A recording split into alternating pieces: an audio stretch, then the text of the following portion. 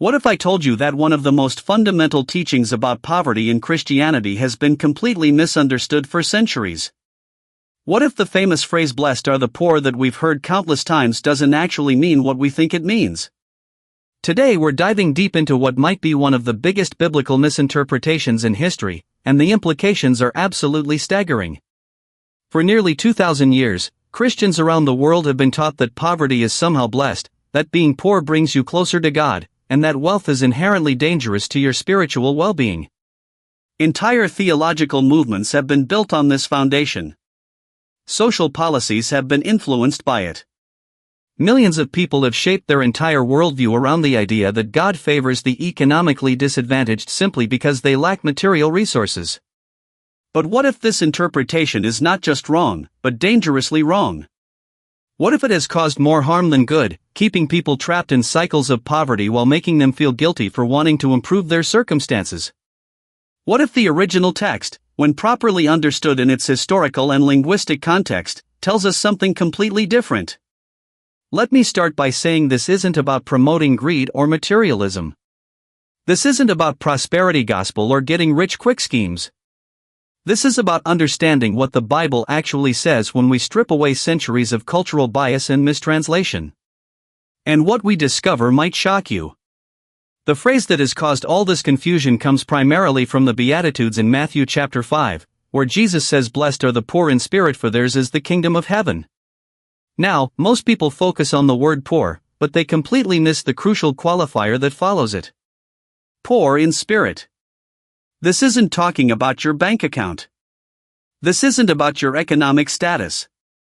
This is about your spiritual condition.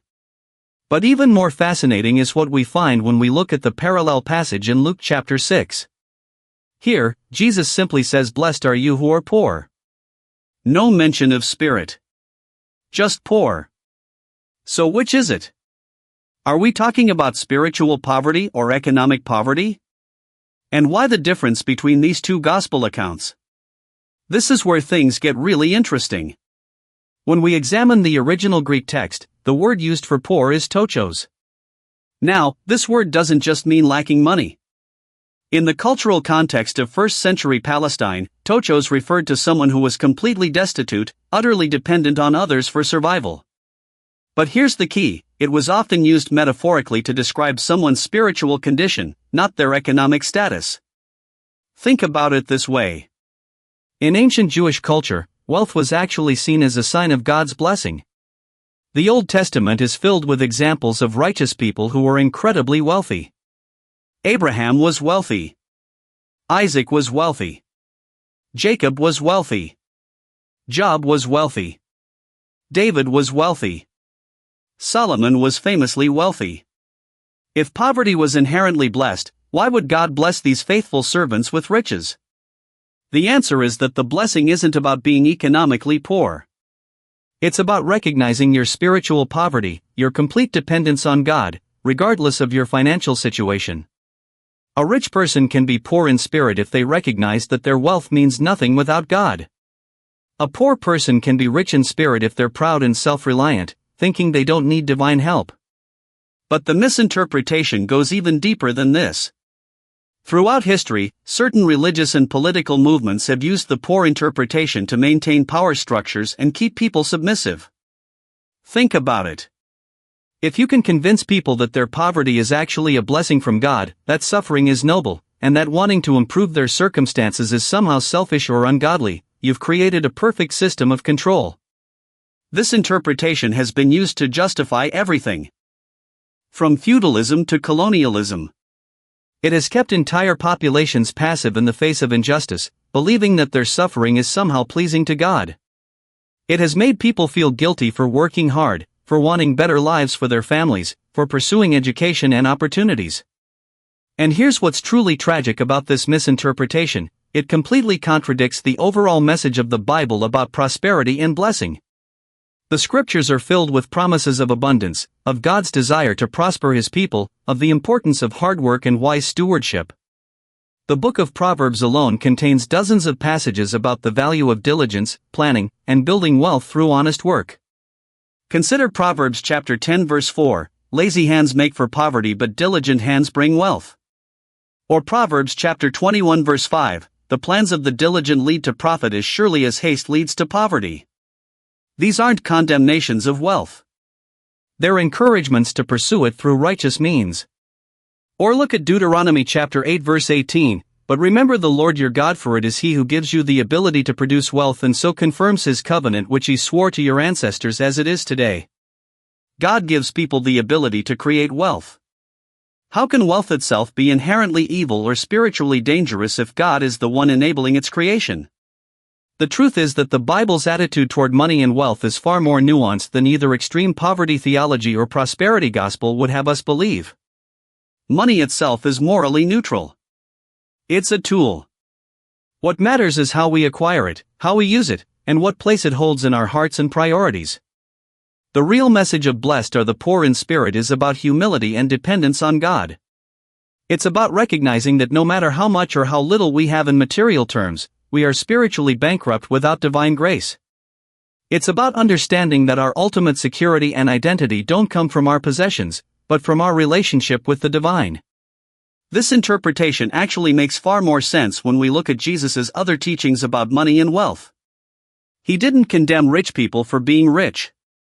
He condemned them when they were greedy, when they oppressed others, when they trusted in their wealth instead of God, or when they refused to help those in need.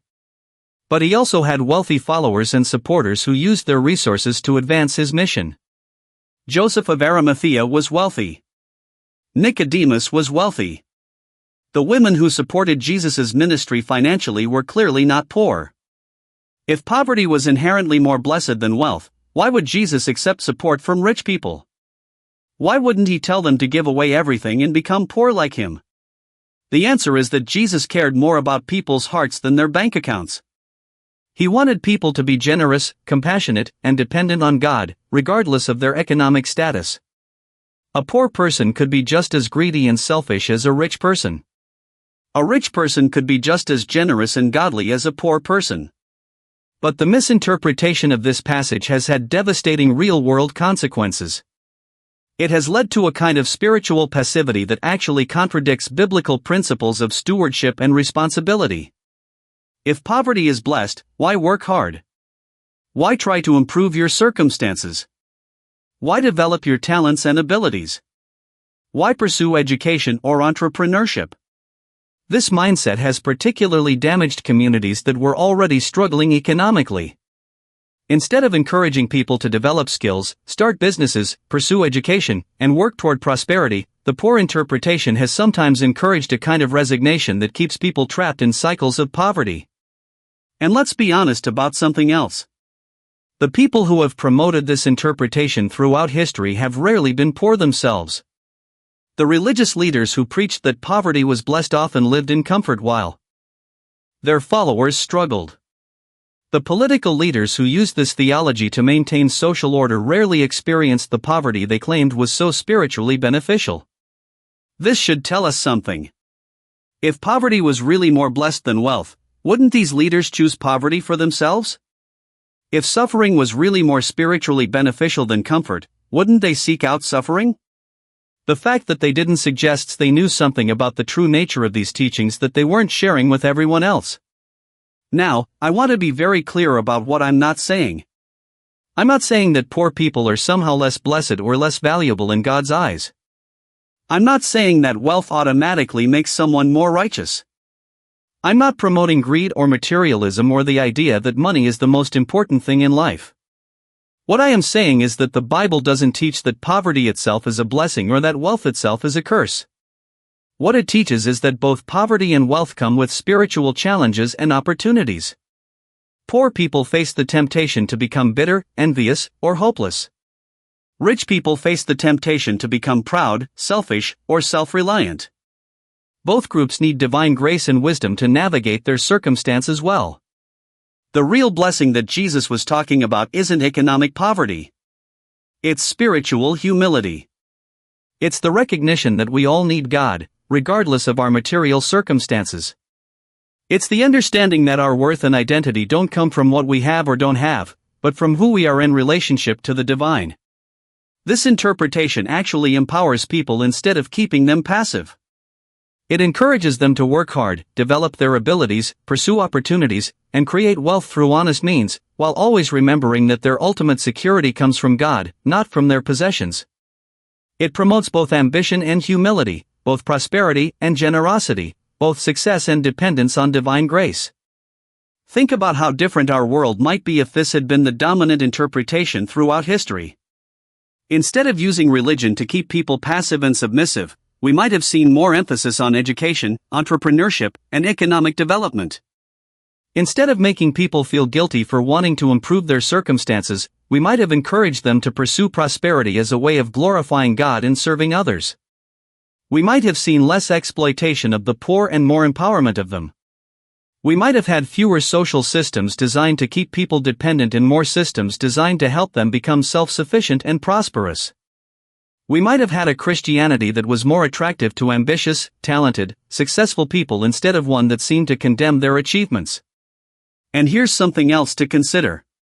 The countries and cultures that have prospered the most economically have generally been those that encouraged hard work, innovation, and wealth creation while maintaining strong moral foundations. The countries that have remained poor have often been those that discouraged ambition and promoted resignation to difficult circumstances. This isn't a coincidence. Ideas have consequences.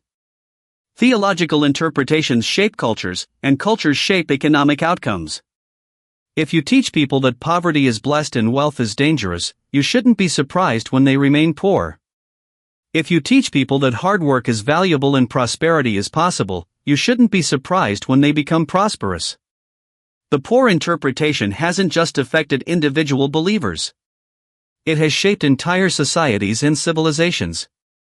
It has influenced everything from economic policies to educational priorities to social attitudes about success and failure. And in many cases, it has held back human flourishing and progress. But the good news is that we don't have to continue perpetuating this misinterpretation. We can return to what the Bible actually teaches about wealth, poverty, work, and prosperity.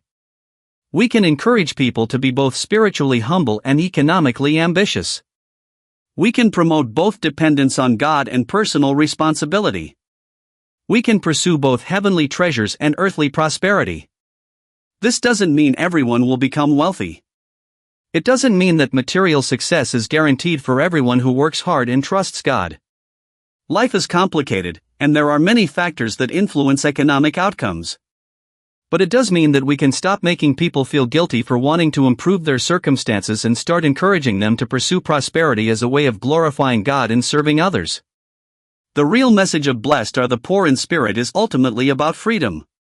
Freedom from pride and self-reliance. Freedom from the worship of money and possessions. Freedom from both the despair of poverty and the arrogance of wealth. It's about finding our identity and security in something deeper and more lasting than our economic circumstances while still working diligently to improve those circumstances for ourselves and others. This interpretation doesn't just make more theological sense. It makes more practical sense. It creates better outcomes for individuals and societies. It promotes human flourishing instead of human suffering. It encourages the development of talents and abilities instead of their neglect. It builds up communities instead of keeping them down. So the next time you hear someone quote "Blessed are the poor," ask them what they really mean. Are they talking about economic poverty or spiritual humility? Are they encouraging passivity or promoting positive change? Are they building up people or keeping them down? The answer to these questions will tell you whether they understand what Jesus was really teaching or whether they're perpetuating one of history's most damaging misinterpretations. The truth is that God wants His people to prosper in every area of life, including financially, as long as that prosperity is pursued through righteous means and used for righteous purposes. The blessing isn't poverty itself. The blessing is the spiritual humility that recognizes our dependence on God regardless of our material circumstances. And that's a message that can truly transform both individuals and societies for the better.